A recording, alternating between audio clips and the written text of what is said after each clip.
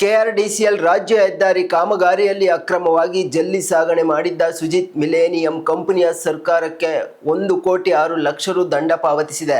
ನನ್ನ ಸತತ ಹೋರಾಟದ ಫಲವಾಗಿ ಇಂದು ಸರ್ಕಾರಕ್ಕೆ ಬೃಹತ್ ಮೊತ್ತದ ದಂಡ ಜಮೆಯಾಗಿದೆ ಎಂದು ಸಾಮಾಜಿಕ ಕಾರ್ಯಕರ್ತ ಗುರುರಾಜ್ ನಾಗಲಪುರ ತಿಳಿಸಿದ್ದಾರೆ.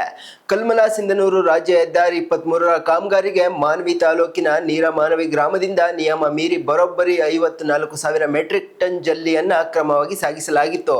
2024ರ ಸೆಪ್ಟೆಂಬರ್ 24ರಂದು ಗಣಿ ಮತ್ತು ಭೂ ವಿಜ್ಞಾನ ಇಲಾಖೆ ನೀಡಿದ ದೂರಿನನ್ವಯ ಅಧಿಕಾರಿಗಳು ಡ್ರೋನ್ ಸರ್ವೆ ಹಾಗೂ ಜಂಟಿ ತನಿಖೆ ನಡೆಸಿ ಅಕ್ರಮವನ್ನ ದೃಢಪಡಿಸಿದರು. ಮಾನ್ವಿಯಲ್ಲಿ ಸುದ್ದಿಗೋಷ್ಠಿ ನಡೆಸಿ ಮಾತನಾಡಿದ ಗುರುರಾಜ್ ನಾಗಲ್ಪುರ, ಗುತ್ತಿಗೆದಾರರು ಹಾಗೂ ಕಂಪನಿಗಳು ಸರ್ಕಾರದ ನಿಯಮಾವಳಿಗಳಿಗೆ ಬದ್ಧವಾಗಿ ಕೆಲಸ ಮಾಡಬೇಕೆಂದು ಸಲಹೆಯನ್ನ ನೀಡಿದ್ದಾರೆ. ಅವಾಗ ಅಧಿಕಾರಿಗಳು ನಿಂಬರ ಕೊಡ್ತಾರೆ, ನಾವು ಎಷ್ಟು ದುಡ್ಡು ಕಟ್ಸ್ಕೊತೀವಿ ಅಂತ ನಮಗೊಂದು ನಿಂಬರ ಕೊಡ್ತಾರೆ. ಅದಾದಮೇಲೆ ಮೇ ತಿಂಗಳಲ್ಲಿ ಅವರು 73,16,494 ಮುಂಚೆ ಕಟ್ಟಿರೋಂಥದ್ದು 32,94,456, ಇತ್ತೀಚೆಗೆ ಕಟ್ಟಿರೋಂಥದ್ದು 73,16,494, ಒಟ್ಟು 1,06,10,950 ದಂಡವನ್ನು ಪಾವತಿ ಮಾಡಿರ್ತಾರೆ.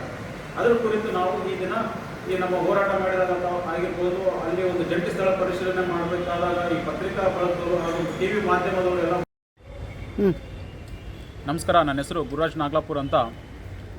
ನಾನು 2024ರಲ್ಲಿ ರಾಯಚೂರಿಂದ ಸಿಂಧನೂರುವರೆಗೆ ಏನು ಈಗ ಒಂದು ಕಾಮಗಾರಿ ನಡೀತಾ ಇದೆ, ರಾಜ್ಯ ಹೆದ್ದಾರಿ SS-23. ಈ ಕಾಮಗಾರಿಯ ಉಪಗುತ್ತಿಗೆ ಪಡೆದಂತಹ ಸುಚಿತ್ ಕಂಪ್ನಿಯವರು, ಇವ್ರ ಕೆಲಸ ಏನಂತ ಹೇಳಿದ್ರೆ, ಈ ಒಂದು ರಸ್ತೆ ಕಾಮಗಾರಿಗೆ ಒಂದು ಜಲ್ಲಿನ ಸಾಗಾಟ ಮಾಡುವಂಥ ಕೆಲಸ ಇವ್ರದ್ದು. ಇವರು ಮಾನ್ವಿ ತಾಲೂಕಿನ ನೀರ್ಮಾನ್ವಿ ಗ್ರಾಮದ ಸರ್ವೆ ನಂಬರ್ 55/1/56ರಲ್ಲಿ ಒಂದು 84,000 ಮೆಟ್ರಿಕ್ ಟನ್ಗೆ ಮಾತ್ರ ಒಂದು ಪರವಾನಗಿ, ಗಣಿ ಮತ್ತು ಭೂವಿಜ್ಞಾನ ಇಲಾಖೆಯಿಂದ ಪರವಾನಗಿ ಪಡೆದು ಹೆಚ್ಚುವರಿಯಾಗಿ ಲೂಟಿ ಮಾಡಿ ಒಂದು 54,000 ಮೆಟ್ರಿಕ್ ಟನ್ನಷ್ಟು ಜಲ್ಲಿಯನ್ನು ರಸ್ತೆಗೆ ಸಪ್ಲೈ ಮಾಡಿದರು. ಇದರ ಕುರಿತು ನಾನು ದೂರು ನೀಡಿದಾಗ ಬಳ್ಳಾರಿಯಲ್ಲಿರುವಂಥ ಹೆಚ್ಚುವರಿ ನಿರ್ದೇಶಕರು ಗಣಿ ಮತ್ತು ಭೂವಿಜ್ಞಾನ ಇಲಾಖೆಯವರಿಗೆ ದೂರು ಕೊಟ್ಟಾಗ ಅವರು ಇಲ್ಲಿ ಈ ಒಂದು ಸ್ಥಳಕ್ಕೆ ಬಂದು ಜಂಟಿ ಸ್ಥಳ ಪರಿಶೀಲನೆ ಮಾಡಿ, ನಂತರ ಡ್ರೋನ್ ಸರ್ವೆ ಮಾಡಿ, ಅದಾದ ನಂತರ ಒಂದು AC ಅವ್ರ ತಂಡ ಕೂಡ ಬಂದು ಅದಕ್ಕೆ ಆ ಒಂದು ಏರಿಯಾದಲ್ಲಿ ಬಂದು ಭೇಟಿ ನೀಡಿ 1,88,00,000 ಅಂತ ಹೇಳಿ ಅವ್ರಿಗೆ ದಂಡನ ವಿಧಿಸಿದರು.